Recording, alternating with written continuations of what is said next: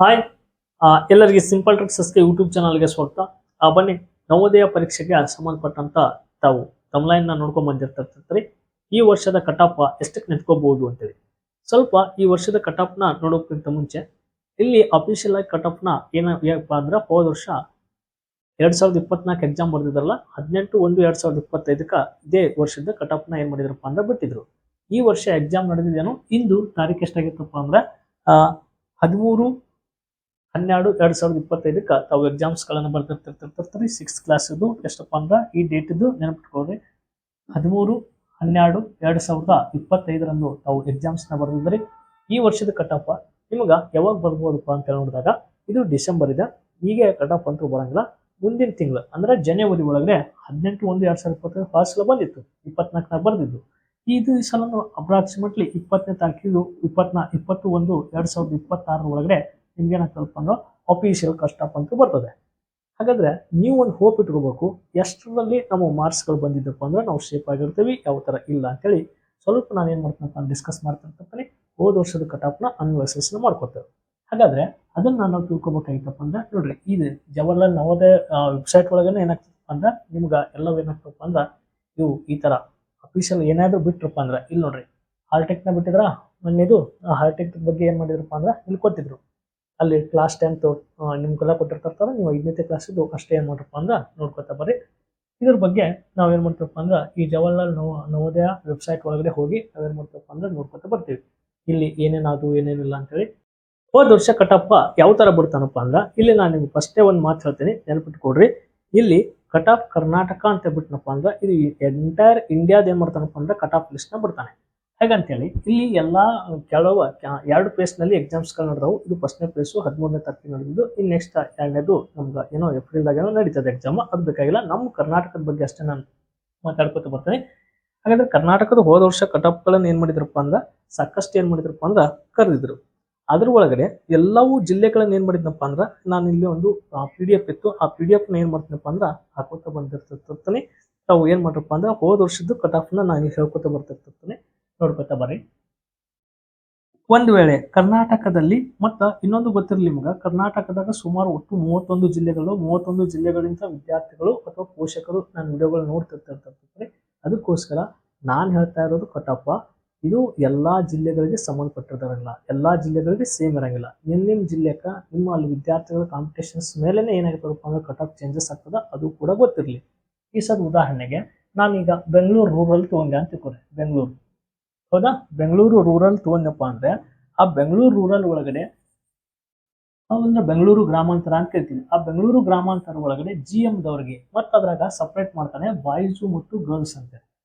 ಬಾಯ್ಸ್ಗೆ separate ಬೇರೆ, ಗರ್ಲ್ಸ್ಗೆ separate ಬೇರೆ. ಮತ್ತ ಅದ್ರ ಒಳಗಡೆ 2 ಹೊಡಿತಾನೆ. ಒಂದು ರೂರಲ್ ಅಂತ ಹೊಡಿತಾನೆ, ಇನ್ನೊಂದು ಅರ್ಬನ್ ಅಂತ ಹೊಡಿತಾನೆ. ರೂರಲ್ ಗ್ರಾಮೀಣದವ್ರಿಗೆ ಎಷ್ಟು, ಬಾಯ್ಸ್ದಾಗ ಅರ್ಬನ್ ಅಂದ್ರೆ ನಗರ, ನಗರ ಪ್ರದೇಶದವ್ರಿಗೆ ಎಷ್ಟು, ಗ್ರಾಮೀಣ ಪ್ರದೇಶದವ್ರಿಗೆ ಎಷ್ಟು ಅಂತ. ಗರ್ಲ್ಸ್ಗೂ ಕೂಡ ಅದೇ ತರ ರೂರಲ್ ಅರ್ಬನ್ ಅಂತೇಳಿ ಏನ್ ಮಾಡ್ತಾನಪ್ಪ ಅಂದ್ರೆ ಡಿವೈಡೆಡ್ ಬೈ ಮಾಡ್ತಾನೆ. ಮಾಡ್ಕೊಂಡು ಈಗ GM ಕ್ಯಾಂಡಿಡೇಟ್ ಅವ್ರಿಗೆ ನೋಡ್ರಿ, ನಾ ಇಲ್ಲೇ ಬರೋಬಿಟ್ಟೆ. GM ದವ್ರಿಗೆ ಬಾಯ್ಸ್ಗ ಎಷ್ಟು ನಿಂತ್ಕೋಬಹುದು, ಸರಿ ಸುಮಾರು ಹೋದ ಸಲ ಎಷ್ಟಕ್ಕೆ ನಿಂತಿದ್ದಪ್ಪ ಅಂತ ನೋಡ್ಕೊತ ಬಂದಾಗ ಇಲ್ಲಿ ಒಂದು ಲಿಸ್ಟ್ ಇತ್ತು. ಆ ಲಿಸ್ಟ್ ಪ್ರಕಾರ ನಾನು ಏನ್ ಮಾಡ್ತಾ ಇದ್ದೀನಪ್ಪ ಅಂದ್ರೆ ಹೇಳ್ತಾ ಇದ್ದೀನಿ.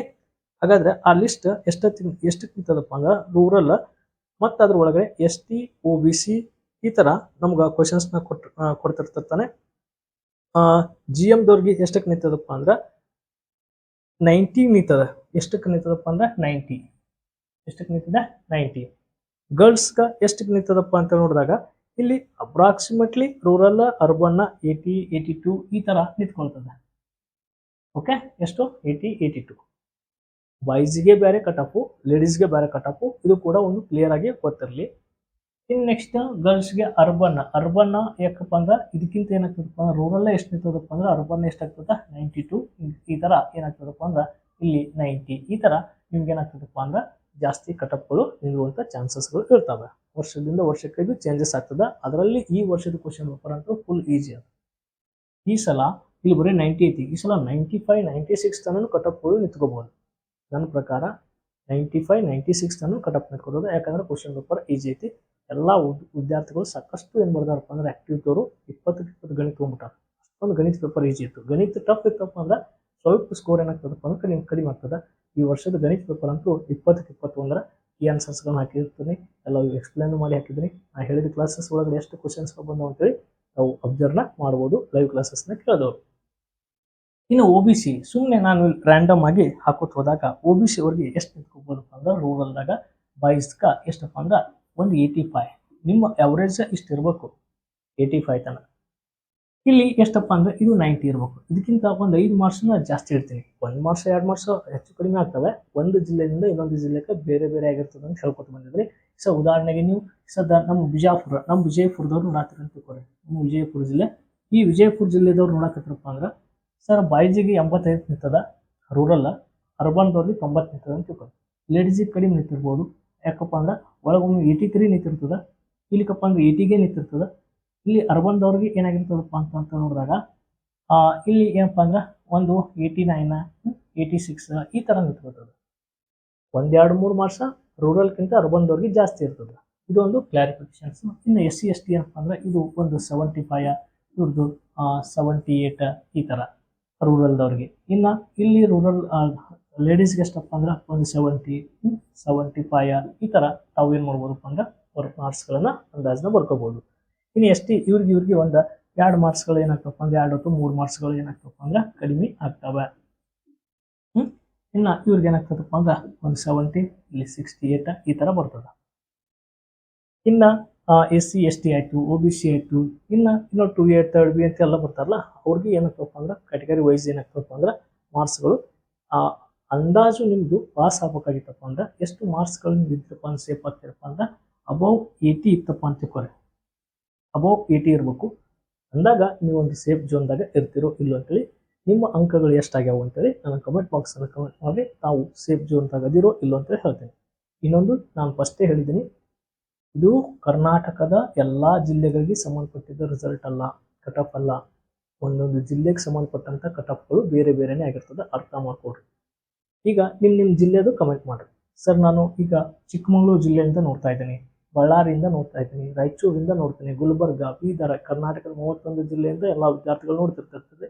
ಅವರು ನಮ್ಮ ಜಿಲ್ಲೆದ ಕಟ್ ಆಫ್ ಎಷ್ಟು ನಿಂತದ ಅಂತೇಳಿ ನೀವು ಕಮೆಂಟ್ ಬಾಕ್ಸಲ್ಲಿ ಕಮೆಂಟ್ ಮಾಡಿ ಅಲ್ಲಿ ಸೇಫ್ ಆಗ್ತಿರೋ ಇಲ್ಲ ಅಂತೇಳಿ ನಾನು ರಿಪ್ಲೈ ಮಾಡಿರ್ತಿರ್ತೇನೆ. ನಿಮ್ಮ ನವೋದಯ ಸ್ಕೂಲಿಗಳಿಗೆ ಹೋಗಿ ಕಟ್ ಆಫ್ ಬರ್ತದ, ಜನವರಿ ಒಳಗಡೆ ಏನಾಗ್ತದಪ್ಪ ಅಂದ್ರೆ ಕಟ್ ಆಫ್ ಬರ್ತದ. ಆ ಕಟ್ ಆಫ್ ಬರೋ ತನಕ ವೇಟ್ ಮಾಡಿರಿ.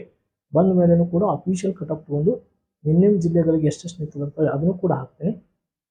ಇದು ಪ್ರೊವಿಷನಲ್, ಅಫಿಷಿಯಲ್ ಕಟ್ ಆಫ್ ಜನವರಿ ಒಳಗೆ ಬರ್ತದ, ವೇಟ್ ಮಾಡಿರಿ. ಮತ್ತೇನಾದರೂ ನಿಮ್ಗೆ ಡೌಟ್ ಇದ್ದಪ್ಪ ಅಂದ್ರೆ ಕಮೆಂಟ್ ಬಾಕ್ಸಲ್ಲಿ ಕಮೆಂಟ್ ಮಾಡಿರಿ. ನಿಮ್ಮದು ಸ್ಕೋರ್ ಎಷ್ಟಾಗ್ಯದ ಅಂತ ಕೂಡ ಕಮೆಂಟ್ ಬಾಕ್ಸಲ್ಲಿ ಕಮೆಂಟ್ ಮಾಡಿರಿ. ಓಕೆ, ಧನ್ಯವಾದಗಳು. ಮತ್ತೇನಾದರೂ ನಿಮ್ಮ ಕ್ವಶನ್ಸ್ಗಳದ್ದು ಅದನ್ನು ಕಮೆಂಟ್ ಬಾಕ್ಸಲ್ಲಿ ಕಮೆಂಟ್ ಮಾಡಿರಿ.